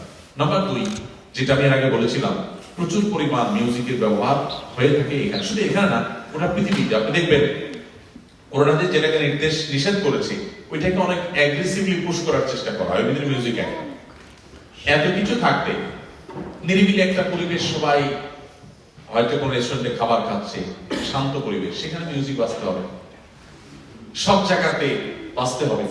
এই যে সিস্টেম ডেভেলপ হয়েছে, এখান থেকে একজন মুসলমান হিসেবে আমাদের নিজেদেরকে সেভ করার জন্য প্রতিনিয়ত সংগ্রাম করতে হবে যে ঠিক আছে মিউজিক বাজছে, কোথায় আওয়াজটা কম আমি সে কোনায় যাবো, কোথায় আওয়াজ হয় না আমি সেখানে যাব, সারাক্ষণ এই স্যাক্রিফাইস করতে থাকে। তৃতীয়ত, টাকনুর নিচে প্যান্ট অথবা জুব্বা। আমি একটা জিনিস লক্ষ্য করেছি যে আপনারা ফজর গ্রুপের মেম্বার হওয়ার পরও আপনাদের অনেকেরই জুব্বা টাকনুর নিচে। জুব্বাটা তো পড়ছেন সৌদি শেখের মতো, কিন্তু টাকনুর নিচে যদি চলে যায় ওটা তো হারাম। এখন মুশকিল হলো সৌদিয়ানরা এই হারাম কাজটা অহরহ করে, আরাবিয়ানরা অহরহ করে। এগুলো দেখে দেখে আমরা মনে করি এটা বোধহয় হালাল। আরাবিয়ানরা করলেই তো আসলে হালাল হয়ে যাবে। নবী সাল্লাল্লাহু আলাইহি ওয়াসাল্লাম পরিষ্কার ভাবে আমাদেরকে নিষেধ করেছেন এই বিষয়ে। মা আসফাল মিনাল কাবাইন মিনাল আযয়ারি ফিন নার। টাকনুর নিচে যে পোশাক যাবে পুরুষদের, উপর থেকে যে পোশাকগুলো নিচে যায় ঝুলন্ত থাকে, এগুলো যদি টাকনুর নিচে যায় তাহলে সেটা হারাম হবে এবং জাহান্নামে যাওয়ার কারণ হবে। দেখুন, এখন গবেষকরা অনেক গবেষণা করছেন যে পুরুষের টাকনু ঢেকে রাখা এটা তার জন্য নানাবিধ স্বাস্থ্যগত ক্ষতির কারণ হয়। নবী সাল্লাল্লাহু আলাইহি ওয়াসাল্লাম নিষেধ করেছেন, সেখানে কোনো লজিক উল্লেখ করে নাই, কিন্তু লজিক এখন আবিষ্কার হচ্ছে, হয়তো আরো বেশি হবে। কিন্তু লজিক আবিষ্কার হোক বা না হোক, তিনি নিষেধ করেছেন, কিন্তু আমার কল্যাণ অবশ্যই আছে, সেটা মেনে চলার মধ্যে। সো আমাদেরকে মেনে চলতে হবে। ফজর গ্রুপের মেম্বারদের যদি এই অবস্থা হয়, তাহলে জোহর গ্রুপের মেম্বারদের কি অবস্থা হবে, বা নামাজ নাই গ্রুপের কি অবস্থা হবে? এই জন্য আমি আশা করবো যে এই হারামটা থেকে বাঁচার জন্য আপনারা একটু স্পেশাল কেয়ার করবেন, কারণ আমি দেখেছি, লক্ষ্য করেছি যে অনেকেই আপনারা এটা কেয়ার করেন। এবং সেই সাথে আরেকটা বিষয় আমি লক্ষ্য করেছি, সেটা হলো যে এটা শুধু আপনাদের মধ্যে না, এটা সব জায়গাতে এখন ব্যাপক আকার ধারণ করছে। এটা হচ্ছে বাম হাতে পানি পান করা বা ড্রিঙ্ক করা, পানি খাওয়া, চা খাওয়া বাম হাতে। একটা মানুষ জন্মগত ভাবে তার বাম হাত আগে চলে, এটা একটা বিষয়। তার লেখাও বাম হাতে ছাড়া লিখতে পারে না, এটা একটা ভিন্ন বিষয়, তিনি মাযুর, অসুস্থ। কিন্তু একজন মানুষ তার সবকিছুতে ডান চলে, কিন্তু খেতে গিয়ে তিনি বাম হাতে খাচ্ছে, এটা কি স্বাভাবিক না অস্বাভাবিক? অস্বাভাবিক। আপনি সবকিছু ডান দিয়ে করেন, কিন্তু খেতে গিয়ে আপনি বাম দিয়ে খাচ্ছেন। এবং অনেক সময় এটাকে আমরা স্টাইল মনে করি, একটু বাম হাতে খাইলাম, খানা অর্ধেক খাইলাম, অর্ধেক নষ্ট করলাম। আরবিয়ানদেরকে দেখে দেখে আমরা চিন্তা করি আরবিয়ানরা যদি করতে পারে আমরা, অথচ অন্যায় আরবিয়ানরা করলে অন্যায়, আমরা করলে অন্যায়। এই জন্য ডান হাতে খাওয়া এবং পানীয় পান করা নির্দেশ করেছে। দেখুন, শয়তান বাম হাতে খায় এবং শয়তান তার খাওয়ার ক্ষেত্রে এই সুন্নাহগুলো মেনটেন করে না, স্পষ্ট জানিয়েছে। এই জন্য আমাদেরকে বিশেষভাবে এদিকে মনোযোগী হতে হবে। আমি আপনাদেরকে অনুরোধ করব, ভুলেও কেউ বাম হাতে কখনো খাবেন না, পানি পান করবেন না। ছোটবেলা থেকে বাচ্চাদেরকে ওইভাবে শেখাবেন। কেন বাম হাতে আমি পান করি? এটা আমার জন্য ক্ষতির কারণ। আমি অনেকভাবে ক্ষতিগ্রস্ত হব, স্পিরিচুয়ালি ক্ষতিগ্রস্ত হব, যেটা টেরও পাবো না। আমার নবীজি নির্দেশ করেছেন ডান হাতে পানি খেতে, খাবার খেতে। এর মানে এর মধ্যে আমার বহুবিধ কল্যাণ আছে, এর সায়েন্টিফিক বহু ব্যাখ্যা আছে। আজকেও দুদিন পরেও হয়তো গবেষকরা গবেষণা করে বের করবে, কিন্তু আমাকে আমল করতে হবে। আরেকটা বিষয় হলো যে অনেক পুরুষ লোকের হাতে এখানে চুড়ি দেখি আমি, মানে এত কিছু থাকতে আপনি আর জিনিস খুঁজে পেলেন না।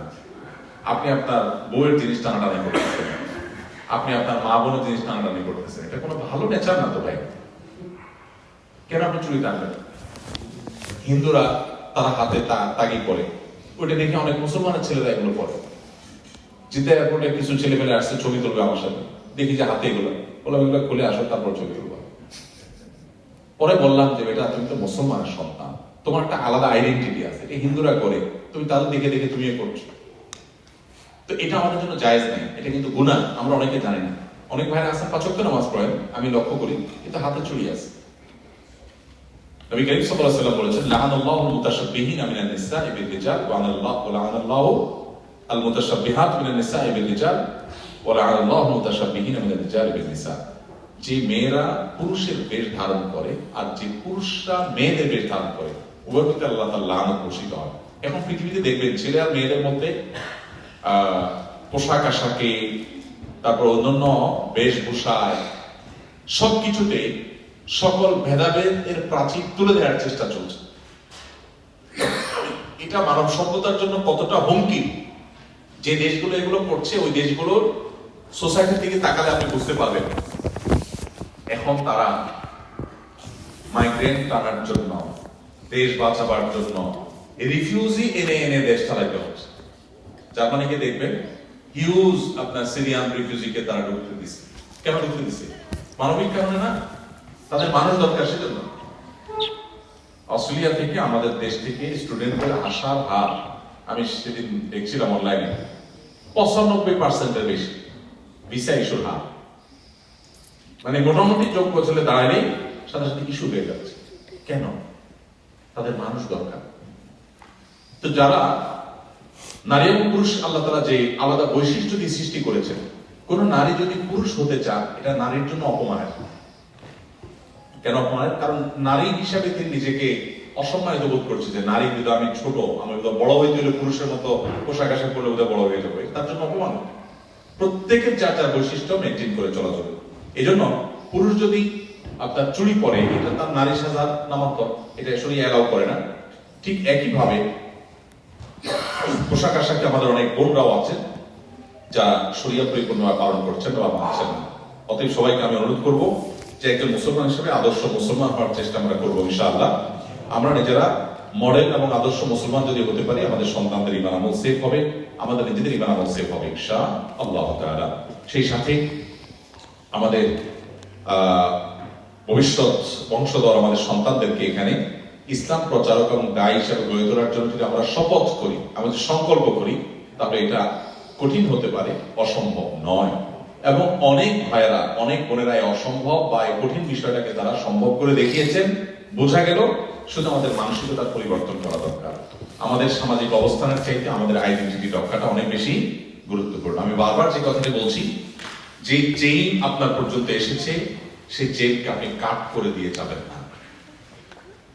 আপনার শেকড়ের সাথে আপনার পরবর্তী বংশধরের সম্পর্ক ছিন্ন হয়ে যায়, সে ব্যবস্থা আপনি করবেন না। যদি করেন তাহলে কিয়ামতের দিন আল্লাহর কাছে আপনাকে এর জন্য কঠিন মূল্য দিতে হবে। আল্লাহ আমাদের সবাইকে ঈমান আমলকে হেফাজত করার তৌফিক দান করুন।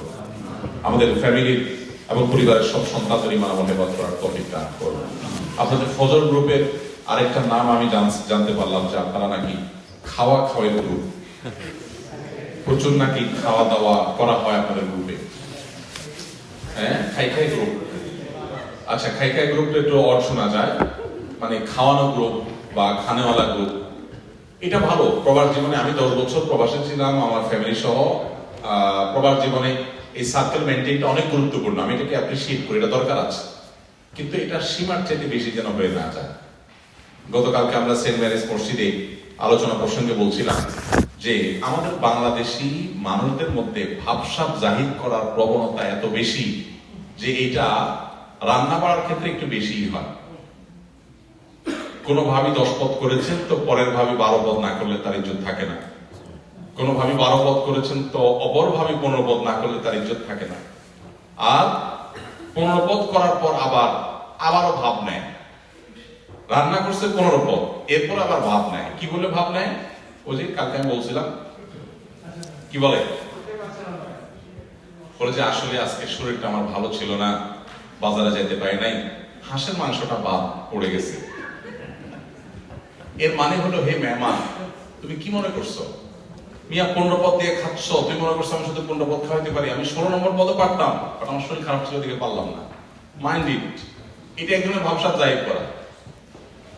অথবা বলবে যে ভাই আপনার ভাবি ওই ভর্তাটা করতে ভুলে গেছে, আজকে এটা মিস হয়ে গেছে, তার মানে আমি আরো অনেক পদ পারতাম।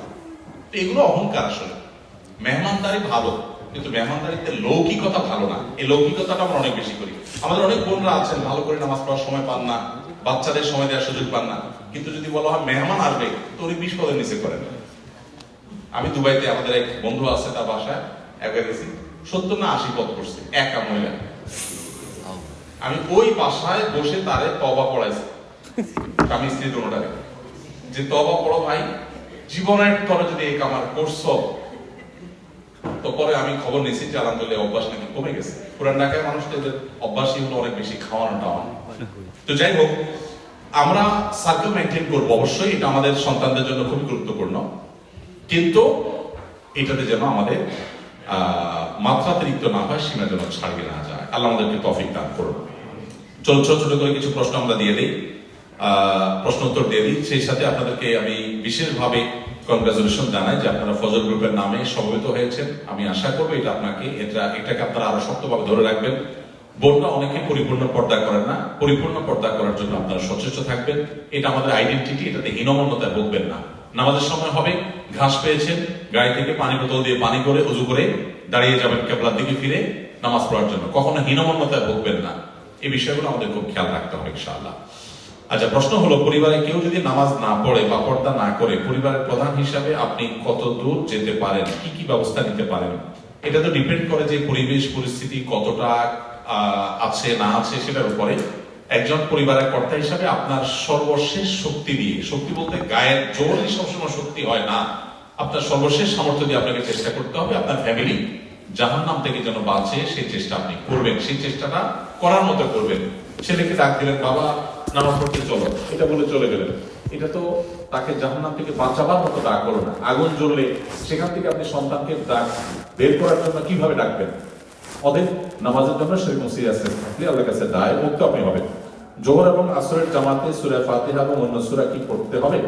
একইভাবে মাগরিব এবং এশার জামাতে তৃতীয় এবং চতুর্থ রাকাতে সূরা ফাতিহা কি পড়তে হবে? উত্তর হলো যে প্রত্যেক নামাজেই সূরা ফাতিহা প্রত্যেক রাকাতে আমরা পড়বো, কিন্তু 4 রাকাত বিশিষ্ট নামাজের শেষ 2 রাকাতে, 3 রাকাত নামাজের শেষ রাকাতে সূরা ফাতিহার সাথে অন্য সূরা আমাদেরকে মিলাতে হবে না। প্রথম 2 রাকাতে আমরা যে কোনো সূরা মিলাতে পারবো। ভ্রমণের সময় যখন আমরা ওযু করতে চাই, তখন পা ধোয়ার ব্যাপারে মাসআলা কি? আমরা কি মোজার উপরে মাসে করতে পারবো? এটা নিয়ে থটগত মত পার্থক্য আছে। আমরা বাংলাদেশের মানুষ, ম্যাক্সিমাম মানুষই হানাফি থট ফলো করে থাকি। হানাফি থট অনুযায়ী চামড়ার উপর মোজার উপরে মাসা করা যায়। কাপড়ের মোজা যদি এমন শক্ত মোজা হয় যেটার উপরে শুধু মোজার উপরেই হাঁটা যায় এবং ওইটার উপর দিয়ে আপনার মাসা করলে বা পানি দিলে ভেতরে যায় না, এরকম মজবুত মোজা, আজকাল বেশিরভাগ মোজাই খুব পাতলা পাতলা হয়, সো ওরকম হলে সেটার উপরে মাসা করা যায়। ওযু করার পর পূর্ণাঙ্গ ওযুর পর মোজা পরলে নারী হোক পুরুষ হোক 24 ঘন্টা পর্যন্ত বাসা বাড়িতে থাকলে যতবার ওযু করবে পা না দিয়ে উপর দিয়ে ভিজা হাত মুছে নিলে হয়ে যাবে। তো অন্যান্য থটে যেমন সৌদি আরবের স্কলাররা তারা অবশ্য যে কোনো মোজা একেবারে পাতলা, পা দেখা যায় না, এরকম হলেই হলো যে কোনো মোজার উপরে মাসা করার কথা বলে। তো সেফ সাইডে থাকতে গেলে আপনি চামড়া মোজার উপরে মাসা করলেন, আর না হলে কাপড়ের মোজা ওই কন্ডিশন ফিল আপ করলে সেরকম মোজার উপর মাসা করলেন, এটা সবচেয়ে সেফ এবং নিরাপদ সাইড। আমরা তাদের বিশ্বাস করি।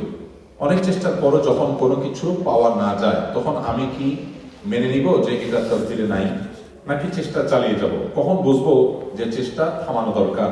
এই ক্ষেত্রে কোরআন এবং হাদিস কি বলে? দেখুন, তাকদীর এবং চেষ্টা এই দুইটার মধ্যে সমন্বয়টা খুবই গুরুত্বপূর্ণ এবং প্রশ্নটা ইম্পর্টেন্ট। আমরা তাকদীরে বিশ্বাস করব কিন্তু চেষ্টা চালিয়ে যাব। বিষয়টা বোঝার জন্য আমি ছোট্ট একটা উদাহরণ দেই। আমি আমাদের দেশের প্রেক্ষিতে বলি, যদি আমি দেশে থাকি, আপনি একজন পলিটিশিয়ান, আপনার এলাকার চেয়ারম্যান, মেম্বার বা এমপি সাহেবের কাছে একটা কাজ নিয়ে গেছেন। এই কাজটা হওয়া না হওয়াটা ওনার এখতিয়ারে, উনি চাইলে হবে, না হলে হবে না। আপনি জানেন যে ডিসিশনটা তার হাতে। এখন আপনি জানেন না উনি কি ডিসিশন নেবেন, আপনি কি করবেন এই মুহূর্তে? আপনি বিশ্বাস করেন যে আপনি দরখাস্ত লেখেন আর যাই করেন না কেন হবে সেটাই যেটা তিনি ডিসিশন নেবেন। এখন আপনি কি করবেন? চেষ্টা করবেন নাকি বলবেন যে ডিসিশন যখন তার হাতে, আমি আর চেষ্টা করে লাভ? এরকম করবেন? আপনি আপনার চেষ্টা চালাবেন। আপনি জানেন না যে তার মাথায় কি আছে, তিনি আপনার জন্য কি ডিসিশন দিবেন আপনি জানেন না। আপনি শেষ মুহূর্ত পর্যন্ত চেষ্টা চালাবেন, তাই না?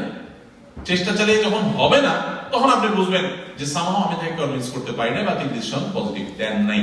ঠিক একইভাবে আমরা আল্লাহর কাছ থেকে আশা করব যে আল্লাহ সব বিষয়ের ফয়সালা আল্লাহই করবেন, তিনি সবকিছু চূড়ান্ত করে রেখেছেন, কিন্তু কি রেখেছেন তা আমরা জানি না।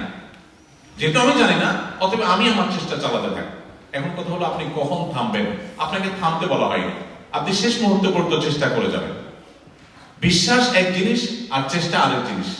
বিশ্বাসের জায়গাটা বিশ্বাস থাকবে যে আল্লাহ যা করবেন বা যা ফয়সালা করে রেখেছেন সেটাই হবে, এটা আমার বিশ্বাস। বাট চেষ্টার জায়গায় আমি আমার শেষ মুহূর্ত পর্যন্ত পজিটিভ অ্যাপ্রোচে আমি চেষ্টা চালাবো। যখন দেখবো যে না, চেষ্টা আর চালানোর সুযোগ নাই, তখন আমি থেমে যাবো। আমি বুঝবো তখন আচ্ছা এটা আমার তাকদীরে ছিল না, তখন আমার জন্য এটা সান্ত্বনা হবে। যেটা একজন অমুসলিমের জন্য নাই, সে ডিপ্রেসড হবে। আর আমি চিন্তা করবো না এটা আমার ভাগ্যে রাখেন নাই, এর কোনো কল্যাণ আছে। এরপরে প্রশ্ন হলো, জামাতে নামাজ আদায়ে যদি এক বা দুই রাকাত পরে যোগ দেই, তাহলে ইমাম সালাম ফেরানোর পর আমি মিস হওয়া রাকাতগুলো পূরণ করব। প্রশ্ন হলো, আমি কি প্রথম রাকাতের মতো পড়বো নাকি শেষ রাকাতের মতো পড়বো? খুবই সহজ এবং কমন একটা ইস্যু আমাদের। এটার উত্তর হলো, আপনি জামাতে জয়েন করেছেন মাঝখানে, দ্বিতীয়, তৃতীয়, চতুর্থ, যে রাকাতেই জয়েন করেন না কেন, এই রাকাতগুলো ছোটার সময় আপনি পড়বেন। পড়ার ক্ষেত্রে যদি কেরাত বিশিষ্ট প্রথম দুই রাকাতে সূরা ফাতিহার পর আরেকটা কেরাত আছে, তাই না? এই কেরাত বিশিষ্ট রাকাত যদি মিস হয়, দুই রাকাত মিস হয়, মিস হলে শুরুতেই মিস হবে ডেফিনেটলি, তাহলে আপনি যখন আদায় করবেন আপনি কেরাত দিয়ে পড়বেন, কারণ আপনার মিস হয়েছে কেরাত। সো আপনি যখন একা একা আদায় করবেন তখন আপনি সূরা ফাতিহার সাথে কেরাত পাঠ করবেন। এটা হলো কেরাতের ইস্যু। দ্বিতীয় ইস্যু হলো বৈঠকের ইস্যু। বৈঠকের ইস্যুটা হলো আপনি প্রতি দুই রাকাত পর পর বসবেন, দ্যাটস ইট। তাহলে আপনি ইমাম সাহেবকে দ্বিতীয় রাকাতে পেয়েছেন, প্রথম রাকাত মিস হয়েছে, তাহলে আপনি ইমাম সাহেবের সাথে তিনটা রাকাত পড়লেন, তাহলে চতুর্থ রাকাতে তো বাই ডিফল্ট আপনি এমনি বসবেন। আর দুই রাকাতের পরে 3 নম্বর রাকাতে ইমামকে পেয়েছেন, তাহলে দুই রাকাতে বৈঠক পেয়েছেন, তৃতীয় রাকাতে ইমাম সাহেবকে পেয়েছেন, তাহলে তৃতীয় রাকাতে আর বসার সুযোগ নেই, কারণ এটা বেজোড় রাকাত। এরপর চতুর্থ রাকাতে আপনি বসবেন। আর যদি আপনি প্রথম রাকাত মিস হওয়ার পর দ্বিতীয় রাকাতে আপনি ইমামকে পান, তাহলে ইমামের সাথে আপনি এখন 3 রাকাত পড়েছেন। হ্যাঁ, ইমামের সাথে যে 3 রাকাত পড়েছেন, তৃতীয় রাকাতে আপনি যখন দাঁড়াবেন, এই রাকাতটা যদি আপনার রাকাতের সিরিয়ালে তৃতীয় হয়, তাহলে আপনি ওই তৃতীয় রাকাতে বৈঠক করবেন না, দাঁড়িয়ে যাবেন। কথা কি বুঝাতে পারছি? বৈঠকের সিরিয়ালটা হবে হলো প্রতি 2 রাকাত পর পর বৈঠক হবে। ইমামের সাথে আমি মাত্র 1 রাকাত পেয়েছি, শেষের রাকাতটা পেয়েছি, তাহলে আমি যখন ইমাম সালাম ফেরানোর পর একা একা নামাজ পড়বো, আমার এটা কত নম্বর রাকাত হবে? 1 নম্বর, সেকেন্ড হবে। একটা ইমামের সাথে পেয়েছি, তাহলে সেকেন্ড হিসেবে আমি এখানে আবার বসবো। তাহলে পরপর 2টা বৈঠক হবে, একটা ইমামের সাথে বসছি, আবার আমি একা পড়তে গিয়েও ফার্স্ট রাকাতে বসছি। এখানে ফার্স্ট রাকাতে বসছি কেন? কারণ আমার সিরিয়ালে সেকেন্ড, সেটা বাস। এইভাবে আমরা পুরো নামাজ পড়বো। প্যান্ট পাজামা টাকনোর নিচে চলে গেলে কোন পর্যায়ের গুনাহ? আমরা এটা বলেছি কবিরা গুনাহ, এটা কিন্তু কোনো সগীরা গুনাহ বা ছোট গুনাহ না, এই বিষয়ে আমাদেরকে আরো সিরিয়াস হতে হবে। এরপর প্রশ্ন হলো, ফজরের নামাজ ইচ্ছামতো পড়া এবং ঘুম থেকে উঠে সব কাজ সেরে তারপর পড়া কি জায়েজ? প্লিজ এবারে কিছু বলেন। ফজরের নামাজ ইচ্ছামতো পড়া, ঘুম থেকে উঠে পড়ার তো সুযোগ নেই। আমি জানি অনেক প্রবাসীরা এই কাজ করেন, অ্যালার্ম দিয়ে রাখেন 7টা বাজে উঠে নামাজ পড়বেন, কারণ 8টা ওনার ডিউটি। তো এটা জীবনও জায়েজ নেই, কোনো অবস্থাতেই না। হ্যাঁ, যে কোনো মূল্যে আপনাকে ফজর নামাজ টাইম মতো পড়তে হবে। এরপরে যদি আপনার নামাজের পরে আবার ঘুম না আসে, না আসবে, আপনি স্যাক্রিফাইস না করলে জান্নাতে আশা করবেন কোত্থেকে? ফরজ নামাজ নিয়ে হেলা ফেলা নয় যে মনে চাইলেও 7টা বাজে উঠে 6টা বাজে নামাজ পড়লাম, এটা জায়েজ নাই। এটা নামই তো ফজর গ্রুপ, সো এটা কিভাবে সম্ভব? কোনটা ফলো করবো রমজান আর ঈদের জন্য? চাঁদ দেখা লোকাল না ক্যালেন্ডার অনুযায়ী? এটা নিয়ে আপনাদের গ্র্যান্ড মুফতির সাথে আজকে লম্বা আলোচনা করলাম, প্রায় 1 ঘন্টা আলোচনা করলাম। এটা সহজে সমাধানযোগ্য বিষয় নয়, আমি বুঝতে পেরেছি, বাট এটা আমি হাল ছাড়তেছি না। ইনশাআল্লাহ আল্লাহ যদি আমার তৌফিক দান করে আমি কাজ করবো। তবে আপনাদেরকে আমি রিকোয়েস্ট করবো, এই বিষয়টাকে আমরা যত সিরিয়াস মনে করি, বিষয়টা এত সিরিয়াস না। আপনি যদি একটা মতকে সঠিক মনে করেন, আপনি আরেক মতের উপর আমল করলে যদি আপনাদের মধ্যে মত পার্থক্যটা কমে, তাতে আপনার ঈমান চলে যাবে না। এটা ঈমান যাওয়ার মতো কোনো ইস্যু না, বিষয়টাকে এত বড় করে দেখার কিছু নেই। আপনি রমজানের রোজা সন্ধ্যার উঠতে উঠার জন্য আপনি রাখেন, কিন্তু ঈদ পালনের ক্ষেত্রে একদিন পরে যদি আপনি ঈদ পালন করলে অসুবিধা না হয়। ইভেন আপনি যদি ইভেন আপনি বাহ্যিকভাবে আপনি ঈদের শরীক হন, তাতেও তো আপনার অসুবিধা হয় না। মত পার্থক্য কমানোর জন্য আমাদের চেষ্টা করতে হবে সর্বোচ্চভাবে। আল্লাহ আমাদের তৌফিক দান করুন। আমাদের সময় মনে হয় শেষ। আমরা তাহলে বাকি প্রশ্নগুলো নিয়ে যাচ্ছি ইনশাআল্লাহ। অনেকগুলো প্রশ্ন উত্তর দেওয়া গেছে আলহামদুলিল্লাহ, বাকি প্রশ্নগুলো আমরা উত্তর দেব। মহিলাদের প্রশ্নগুলো আমরা মিস করলাম কিনা জানি না, নিচের দিকে আছে কিনা। হ্যাঁ, তাহলে দুই একটা প্রশ্ন দিই। কারণ মহিলাদের মানে স্বামীদের বিরুদ্ধে অভিযোগগুলো পাইলাম না তো একটা, এই জন্য আমার ডাউট হচ্ছে যে আমাদের বোনদের প্রশ্নগুলো মিস করে গেলাম। কারণ আসামি সব সামনে বসা, তাদের বিরুদ্ধে কিছু বলা হলো না। নামাজের মনোযোগ আসার জন্য কি করা উচিত? আমি ভালো আরবি বুঝি না, তাই সূরাগুলো মানে বুঝি না। মানে বোঝাতে খুব জটিল কিছু না। সুবহানাল আযীমের অর্থ কি, সুবহানাল আলার অর্থ কি, আল্লাহু আকবার অর্থ কি, অর্থটা বুঝি, বোঝার চেষ্টা করি। আর মনোযোগ আসার জন্য সবচেয়ে ইফেক্টিভ ওয়ে হলো টাইম বাড়ানো, দীর্ঘ সময় নিয়ে নামাজ পড়া, দ্রুত নামাজ না পড়া। আপনি 4 রাকাত নামাজের জন্য 8 মিনিট বরাদ্দ রাখেন, 10 মিনিট বরাদ্দ রাখেন, দেখবেন অটোমেটিক নামাজে মনোযোগ আসছে। একটু আস্তে আস্তে পড়বেন, মনোযোগ আসবে। আমরা অনেকে তাড়াহুড়া করি আর মনে চাই যে মনোযোগ চলে আসা, এটা সম্ভব না। হাজবেন্ডদের ঘরের কাজে উৎসাহিত করা যায় কিভাবে? I got it finally. মাশাআল্লাহ, আমি প্রশ্নই খুঁজতেছিলাম যে আমার বোনদের প্রশ্ন করবে। গুড। হাজবেন্ডদের ঘরের কাজে উৎসাহিত করা যায় কিভাবে? তারা একদিন ঘরের কাজ করে দিলে পরের দিন 1 বছর মনে রাখে, পরের 1 বছর মনে রাখে। এটা যে তাদের কর্তব্য তা কোরআনের আমাকে বোঝা বলুন দয়া করে। হাজবেন্ডরা তাদের রিল্যাক্সের জন্য ঘন্টার পর ঘন্টা বাইরে আড্ডা দেয়, এদিকে বউরা ঘরে একাকিত্ব ভোগ করে। কোরআনের আলোকে কি বলবেন? দারুণ প্রশ্ন, আমি এই বোনকে অ্যাপ্রিসিয়েট করি। এই ফজর গ্রুপের লোকদের একটা বদ অভ্যাস আমি দেখছি, আড্ডা মারে প্রচুর পুরুষরা। আমি আজকে বলতেছিলাম আমাদের মনির ভাইদেরকে যে বাহিরে যে পরিমাণ আড্ডা আপনারা মারেন আমি দেখি। সকালে দেখলাম আমি কোথায় গেলাম, তারা ভিডিও কল দিয়ে দিচ্ছে আমরা এই যে কি 7-11 আমরা কফি আড্ডা দিচ্ছি। আমি তো আপনাদের বউ নাই বাসায়, ফ্যামিলি নাই, ফজর নামাজ পড়ছেন, ফজর গ্রুপের কাজ তো শেষ, কফি খাওয়ার সাথে ফজর গ্রুপের কি সম্পর্ক? সেটাও করেন একটা লেভেল পর্যন্ত, কিন্তু ফ্যামিলির কোনো খোঁজ খবর নাই। আপনারা সারাক্ষণ আড্ডা মারবেন, একটু মাছ আড্ডা মারা উচিত না আসলে। আর বাসার কাজে হেল্প করে এটা নবীজির সুন্নাত, আমাদের নবীজি ফ্যামিলির কাজে হেল্প করতেন। সো আমরা কেন করবো না? এটা আমাদের কর্তব্যের অংশ, আমরা অবশ্যই করা উচিত। আমি নিজেও যে কোভিডটা করতে পারি না, আমাদের আব্দুল্লাহ সাইফুল্লাহ পেঁয়াজ টেজ কাটে, এগুলো আমরা শেষে ওয়াজ বলে, এগুলো বললে আমাদের বাসা বাড়িতে মুসিবত হয়, থাকাই মুশকিল হয়ে যায়। তো যাই হোক, কিছু কাজ আমাদের করা উচিত এবং এটা আমাদের নবী সাল্লাল্লাহু আলাইহি ওয়াসাল্লামের সুন্নাত। বিশেষ করে এখানে কাজের লোক রাখা যায় না, আমাদের অনেক কষ্ট হয়। মেহমান দাওয়াত দিয়া 16 পদ 18 পদ খাবেন, গাল ভিড়াবেন আপনি, আর কষ্ট করবে বেচারি একা, এটা উচিত না। যাই হোক, ইনশাআল্লাহ বাকি প্রশ্নগুলোর উত্তর আমরা ইনশাআল্লাহ নেক্সট প্রোগ্রামে, আপনারা তো সবাই থাকছেন ইনশাআল্লাহ 26 তারিখের প্রোগ্রামে, 26 তারিখের প্রোগ্রামে ইনশাআল্লাহ এই প্রশ্নগুলোকে প্রায়োরিটি দিয়ে আমরা আগে উত্তর দেব ইনশাআল্লাহ। যেহেতু আপনাদের গ্রুপের প্রোগ্রাম, আপনাদের আয়োজন, এগুলোর উত্তর আগে দেব, তারপর অন্যগুলোর উত্তর দেওয়া হবে ইনশাআল্লাহ। আজকে যেহেতু আর সময় আমাদেরকে পারমিট করছেন, আমরা এখানে শেষ করছি। আল্লাহ আমাদের আশাকে বসাকে একত্র হওয়াকে তৌফিক দান করুন, কবুল করুন।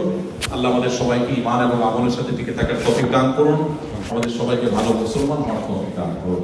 জাযাকুমুল্লাহু খাইরান। আসসালামু আলাইকুম ওয়া রাহমাতুল্লাহি ওয়া বারাকাতুহু।